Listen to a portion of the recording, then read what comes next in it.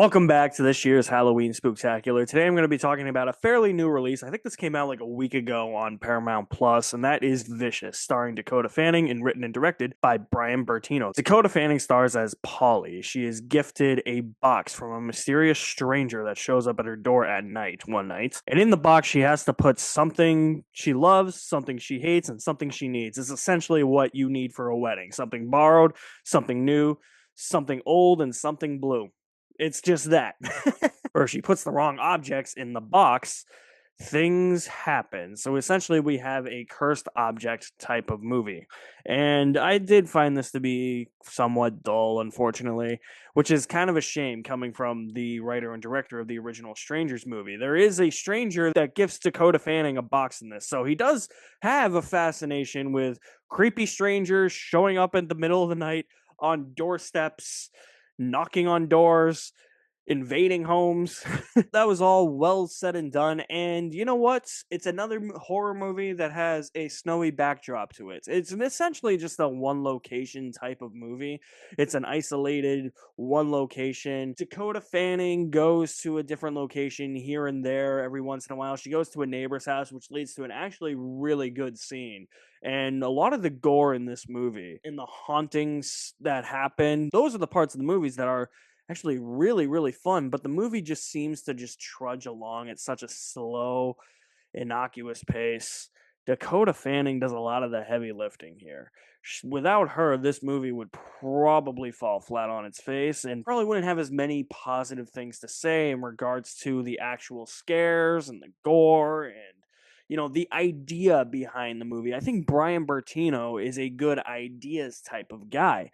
And when you really think about it, The Strangers wasn't all that well received back in 2007 or 2008 when it first came out. It really took a long time for that movie to become a cult classic. And it took a long time for a sequel to even be produced to that movie. So maybe that'll happen with Vicious, but I highly doubt it. This feels like it's just kind of like a reimagining of that Cameron Diaz movie, The Box. That was really horrible back in the day. But that at least tries to amount to something, but at the end, it's kind of like, what is the point of all of this?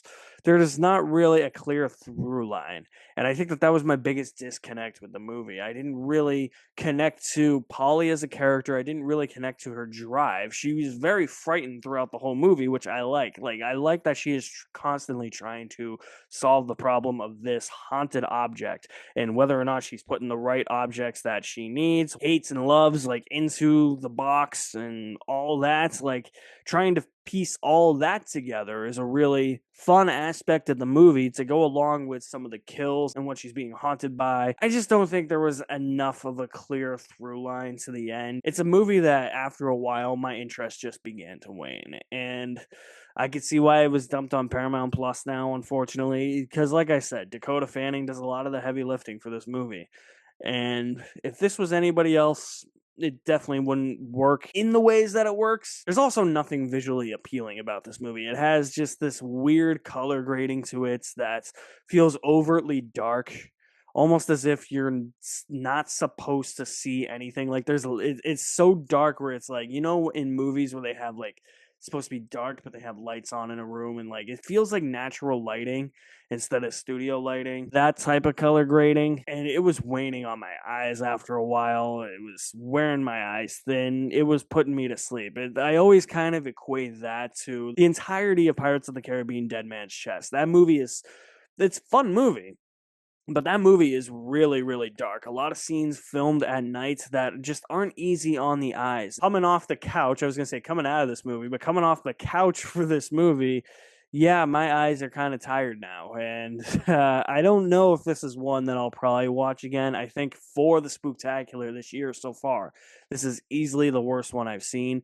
There's nothing really special about any of the visual elements or the lighting or anything, or even the cinematography. The directing just feels really, really basic. It resorts to a lot of basic cliche jump scares, and there's ideas here. Dakota Fanning is really good, and some of the actual gore is a lot more grisly than I thought it would be, but that's probably all this movie has going for it. I wouldn't waste my time on it again.